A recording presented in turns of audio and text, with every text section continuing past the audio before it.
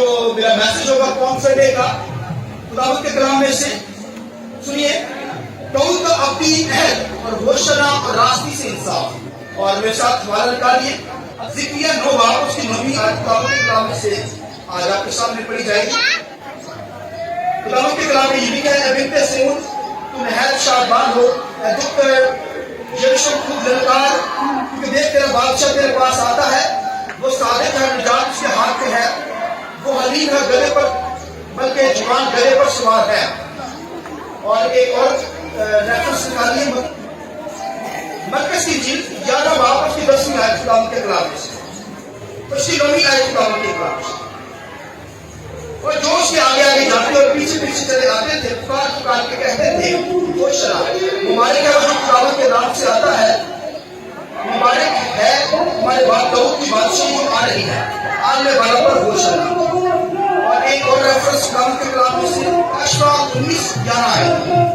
खुदावंद के कलाम में फिर मैंने आसमान को खुला हुआ देखा, क्या देखता हूँ कि एक सफेद घोड़ा है और उस पर एक सवार है। फिर मैंने आसमान को खुला हुआ देखा और क्या देखता हूँ कि एक सफेद घोड़ा है और उस पर एक सवार है जो सच्चा और बदहर कहलाता है, और वो रास्ते के साथ इंसाफ और लड़ाई करता है। खुदावंद के पाक कलाम के बड़े सुने जाने पर खुदावंद की बरकत। सब आमीन। शुक्र सब है।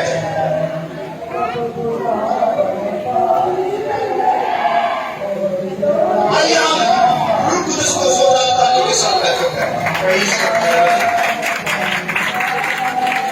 तो आज का जो मैसेज होगा मेरा खुदावंद के कलाम में से, दाऊद का भक्ति है घोषणा और रास्ते से इंसाफ। और दाऊद की लिखे की अवधि है दाऊद, और दाऊद से ये वादा किया गया है, वादा है कि तेरे तख्त पर बैठने की किसी आदमी की कमी नहीं होगी, यानी तेरा तख्त के ऊपर जो बादशाही करेगा वो अब तक तेरी बादशाही कायम रहेगी। लिहाजा उसके बारे में लिखा कि घोषणा के नारे लगेंगे। और फिर लिखा है कि खुदावंद के कलाम में लिखा है कि नबियों ने पहले से ही बता दिया था। क्या बताया कि बिनते सिय्योन खूब ललकार।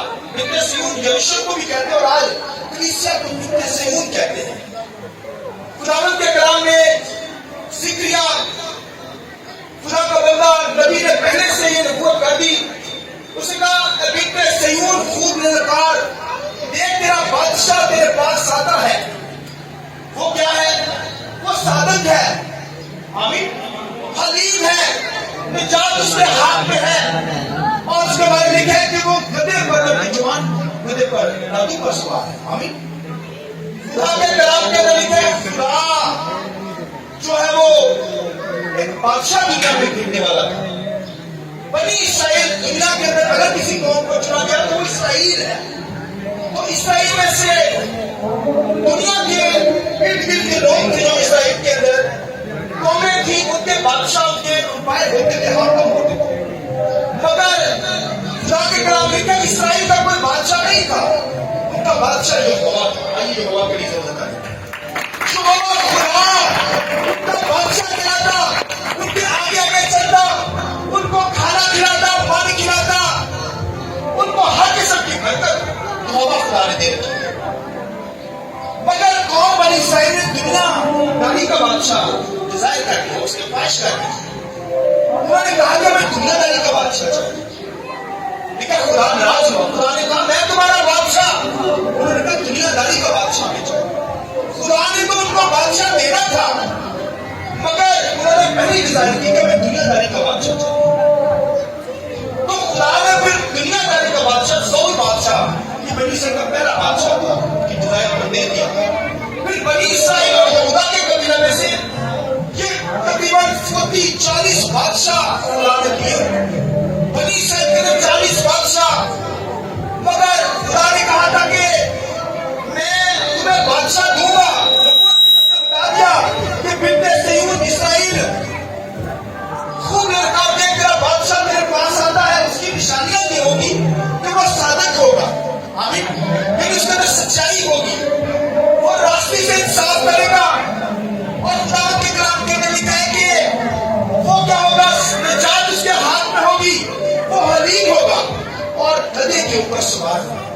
बादशाह की निशानी थी कि जो बादशाह आसमानों से आएगा, जो बादशाह खुदा कहता मैं तुम्हें दूंगा।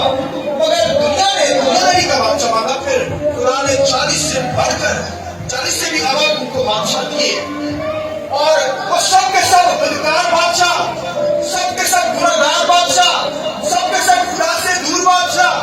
उन्होंने कौम को खुशहाली नहीं दी, ना तो उनके अंदर सच्चाई थी, ना तो उनके अंदर हलीमी थी, ना तो उनके अंदर सोदरी थी दुनिया के बादशाह के अंदर, जो इसराइल के बादशाह थे, ना तो वो खदे पर सवार होते थे।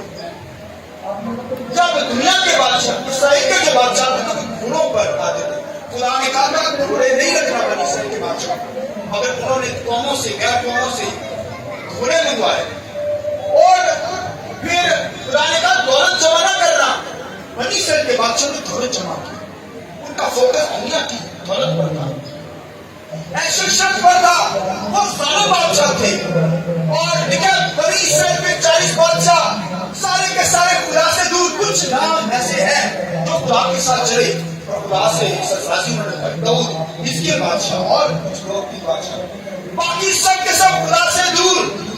मगर खुदा ने यह वादा किया कि मैं तुम्हें बादशाह दूंगा। अभी लिहाजा खुदावंद ने कलाम के अंदर लिखा है वो साबित होगा, हलीम होगा, निजात उसके हाथ में होगी, गधे पर सवार होगा। खुदावंद के कलाम के अंदर लिखा है ये प्रोफेसी, ये जो गुफ्तगू हो रही थी, और लिखा है कि यीशु मसीह जब पैदा नहीं हुआ तो वो बादशाह था। हालेलुया। दुनिया के बादशाह तो बनते हैं, उनको बनाया जाता है, उनको वोट के जरिए से उनको सिलेक्ट किया जाता है दुनिया के बादशाह को, मगर हमारा जो बादशाह है वो पैदा होते ही बादशाह है। आज उस बादशाह की जरूरत है।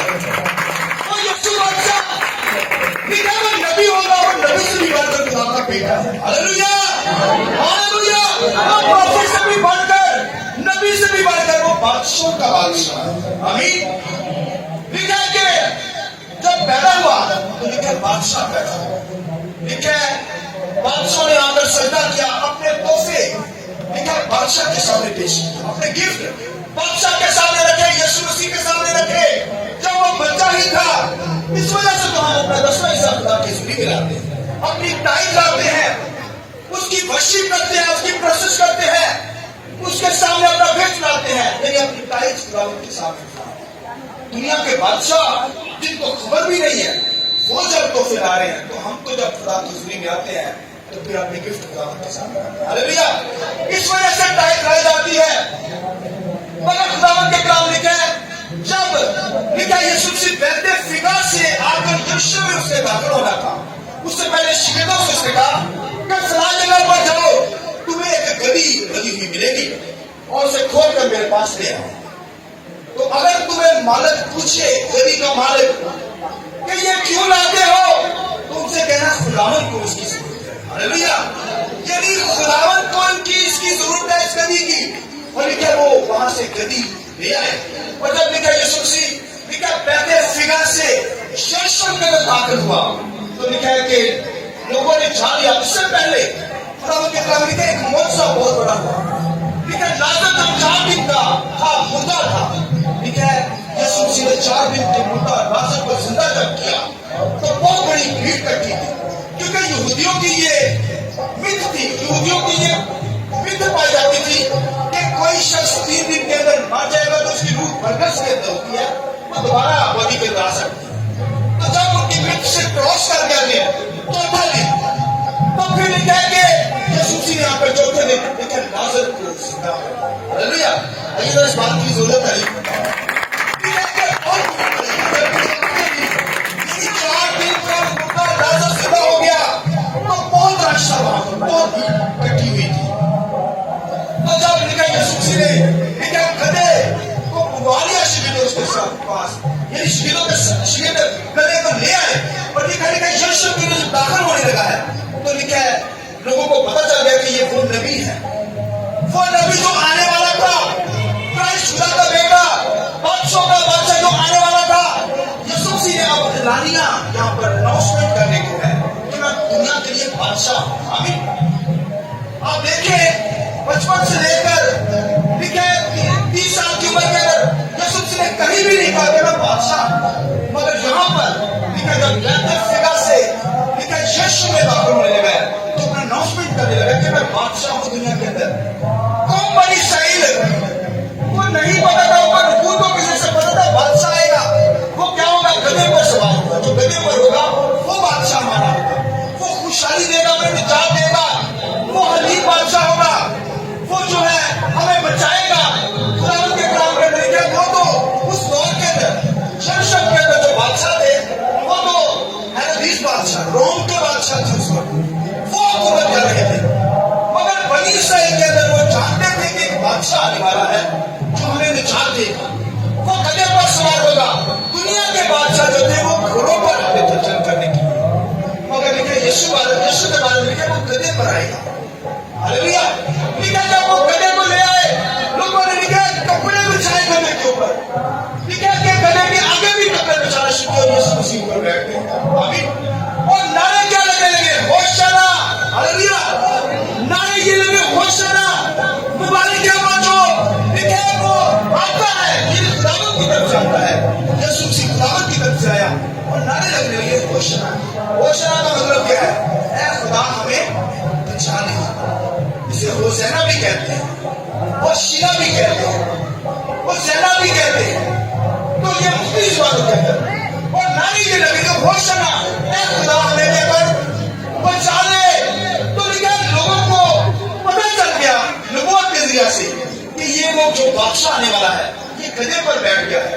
इसका मतलब है यरूशलेम के लोगों को पता चल गया कि जो दुनिया में बादशाह आने वाला है वो आ गया है। जैसे लोगों ने लिखा कि दरख्तों से डालियां तोड़ अपने कपड़े लिखा उसकी गली के सामने बिछाना शुरू किया और नारे क्या लगने लगे?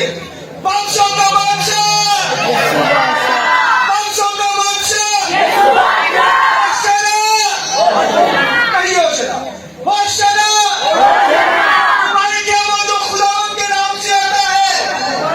आपने क्या होशाना? मुबारक है वो जो खुदावंद के नाम से आता है। अच्छा में भाई जरा खड़े हो जाते हो। आज पता चल जाता है कि क्योंकि हम लोग सेपरेट करने के लिए मैंने कहा बादशाह का बादशाह, आपने कहा यीशु बादशाह, बादशाह का बादशाह, बादशाह का बादशाह, बादशाह का बादशाह, होशाना। मुबारक है वो जो खुदावंद के नाम से आता है। मुबारक है वो जो खुदावंद के नाम से आता है। हालेलुया।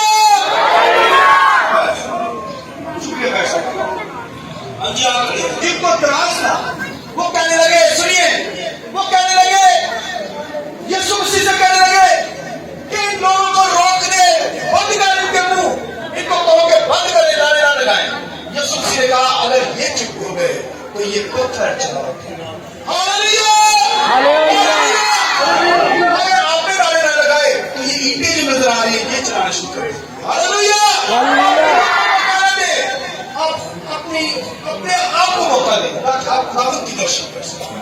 लिहाजा हमें ईंटों को मौका नहीं देना, हमें पत्थरों को मौका नहीं देना। खुदावंद के कलाम में लिखा है कि उसने शीखवार बच्चों को अपनी हमदर्द सुना के नहीं चुन दिया। यानी जो मखसूस थे शीखवार बच्चे, ये छोटे बच्चे नहीं, ये भी बच्चे मिला रहे। शीखवार मतलब है कि ईमानदार बिलीवर जो खुदावंद में ग्रोथ करते हैं वो खुदावंद की मदद करें। हालेलुया।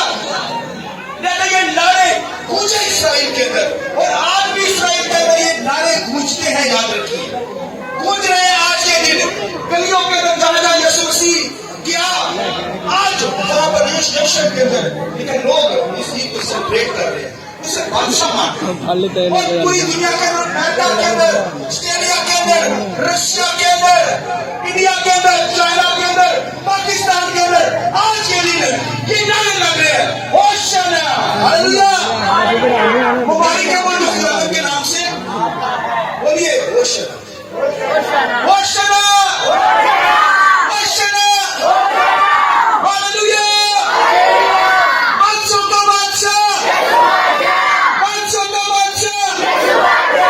मुझे लगता है कुछ होश, कुछ डर रहे हैं, कोई डरने की जरूरत नहीं है।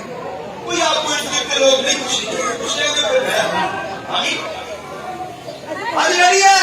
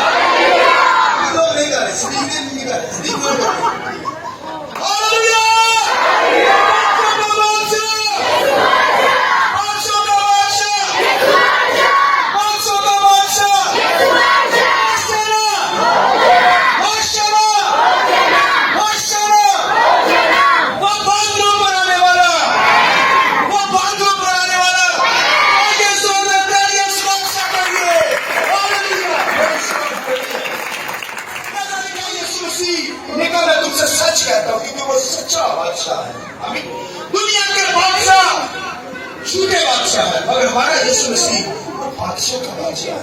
आमीन। खुदावंद के कलाम के नीचे अंदर लिखा है वो हलीम है, उनका सबकी हलीम नहीं। दुनिया के बादशाह जालिम होते हैं, दुनिया के बादशाह जुल्म से भरे होते हैं, उनके चेहरों से दहशत नजर आती है, उनके कदकाश उनके लिबास से नफरत नजर आती है। वो भाइयों सर्व बादशाह है, मगर हमारा बादशाह जो यीशु मसीह है वो कैसा बादशाह? वो हलीम है, लेकिन दिल का फरोख्त है। यीशु मसीह ने कहा दिल का फरोख्त मैं हूं, मुझसे ये फरोख्ती सीख लो। आमीन आमीन। ऐसा वो दिल का फरोख्त है। और खुदावंद के कलाम लिखा है चार उसके हाथ में। आमीन। क्या है बोलिए? ये चार उसके हाथ में, ये चार बातें उस बादशाह के बारे में लिखा, नबूवत के जैसे बता दिया गया कि वो जो बादशाह होगा वो क्या होगा? वो हलीम होगा, दिल का फरोख्त होगा, लेकिन चार उसके हाथ में होगी और फिर क्या गधे के बच्चा पर सवार होगा। याहू जब लेकिन बादशाह बनाया गया इसराइल का बादशाह याहू, लेकिन याहू जो था सुनिए गौर से, लेकिन वो भी जब देश में दाखिल हुआ उसके लिए भी लिखा लोगों ने इसराइल ने लेकिन टहनियां दी, दरख्तों से काट काट के उसके सामने बिछाए और लेकिन कपड़े भी बिछाए, उन्होंने बादशाह मान लिया। क्या उस दौर के अंदर इसराइल के अंदर किसी को बादशाह मान लिया जाता था तो फिर उसके लिए रास्ते में कपड़े बिछाए जाते, फिर खजूरों की टहनियां काट काट उसके सामने, टहनियां काट काट कर उसके सामने रखी जाती थी। मैंने बताया जब ये बादशाह हुआ मगर वो घोड़े पर आया, मगर ये बादशाह जो है ये गधे पर आया। गधे से मुराद क्या है?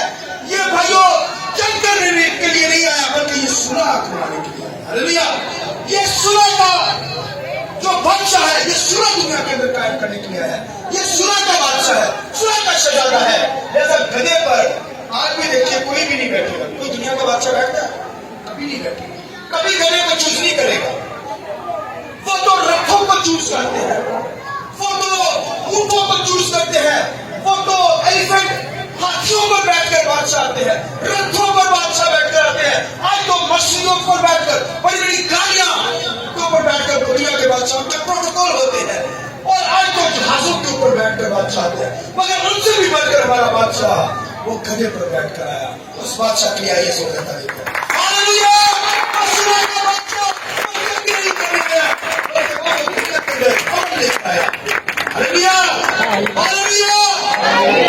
बादशाह का बादशाह है। और याद रखिए अब तो वो जब गधे पर आया निजात दी, लेकिन पुलिस को उसकी सरदारी को कुचल दिया उसने। सुनिए, और पुलिस को कुचला उसने, फिर हमें बचा लिया। उसके हाथ में निजात है, हमें निजात देनी उसने, हमें जिंदगी देनी। और अब दोबारा खुदावंद के कलाम में लिखा है कि जब अब दोबारा आएगा तो सफेद घोड़े पर आएगा। अब भाइयों लेकिन साफ करने के लिए आएगा। अब क्या करने के लिए आएगा? इंसाफ करने के लिए। पहले तो गधे पर सवार हुआ, मगर अब लिखे सफेद घोड़े पर। लिखे उसके फरिश्ते भी सफेद घोड़े पर बैठकर आएंगे। लिखे एंटी क्राइस्ट की हुकूमत को खत्म करने के लिए, लिखे मुखालिफ मसीह को वो लिखा खत्म करने के लिए। हर मजदूर की जंग के अंदर लिखा है कि वो उसे मारेगा, मारने के लिए आएगा, लेकिन सफेद घोड़े पर आएगा। और जब जंग करने के बाद लिखा है उसके बाद लिखा है सफेद तख्त के ऊपर आएगा। हालेलुया। गधे पर आया, फिर सफेद घोड़े अपने लोगों को लेने के लिए आएगा, और फिर उसके बाद लिखा कि जब अपनी अदालत करेगा तो फिर सफेद तख्त पर बैठकर दुनिया का इंसाफ करेगा। हालेलुया। लिखा है व्हाइट थ्रोन सफेद तख्त के तरफ से हम सीख रहे हैं कि अब दुनिया की अदालत करने के लिए आएगा। जिन लोगों ने उस वक्त उसे बादशाह नहीं माना, रोकना चाहा, उसे बादशाह नहीं मान रहे थे, उनका इंसाफ करने के लिए आएगा। और आज भी अगर आपके मुंह बंद हुए तो फिर अपनी अदालत, फिर खुदा के सफेद तख्त के सामने मेरी आपकी अदालत होगी। जो लोग खुदावंद को बादशाह नहीं मानते, खुदा के बेटे को बादशाह नहीं मानते, खुदावंद के कलाम लिखा है सफेद तख्त पर जब आएगा तो फिर उनको पकड़ेगा और उनको लिखा है हलाक करेगा। आमीन। जो लोग उसे बादशाह नहीं मानेंगे, उस दौर के अंदर भी बादशाह नहीं माना, तो फिर खुदा का इंसाफ करने के लिए आएगा, जजमेंट करने के लिए आएगा। बाइबल लिखा है खुदा का बेटा सफेद तख्त पर जब बैठ गया तो लिखा है कि जमीन आसमान उसके सामने से भाग गए। लिखा है कि हर चीज डिसअपीयर उसके सामने हो गई, चांद सितारे उसके सामने से भाग गए।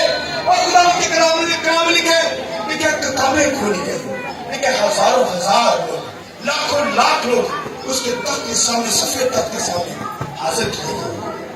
खुदा इंसाफ करने वाला खुदा, वो बादशाह का बादशाह है और इंसाफ करने के लिए आएगा, अदालत करेगा दुनिया की। जो लोग उसे बादशाह नहीं मानते, जो निजात नहीं पाते, उनकी अदालत करने के लिए आएगा। और सुनिए प्रकाशित किताब में क्या लिखा है, गौर से सुनिए, सुनिए ना, जो खुदा करेगा, गौर से सुनिए। खुदा के कलाम लिखा है, अब जब वो आएगा सफेद घोड़े पर, लिखा जब आएगा तो उसकी रान के ऊपर लिखा होगा बादशाह का बादशाह, खुदावंदों का खुदा। इस बादशाह के लिए सोना पड़ जाता है। अब जब आएगा अदालत करने के लिए आएगा, इधर लोहे के आशा के साथ ये अदालत करने के लिए आएगा। पहले तो अपनी जान कुर्बान करने के लिए आया, मुजरिम को बचाने के लिए आया। अब जब आएगा तो जान देने के लिए नहीं आएगा, बल्कि दुश्मन की जान देने के लिए आएगा। लेकिन उसकी रान के ऊपर लिखा है बादशाह का बादशाह, खुदावंदों का खुदा। Hallelujah, hallelujah, hallelujah.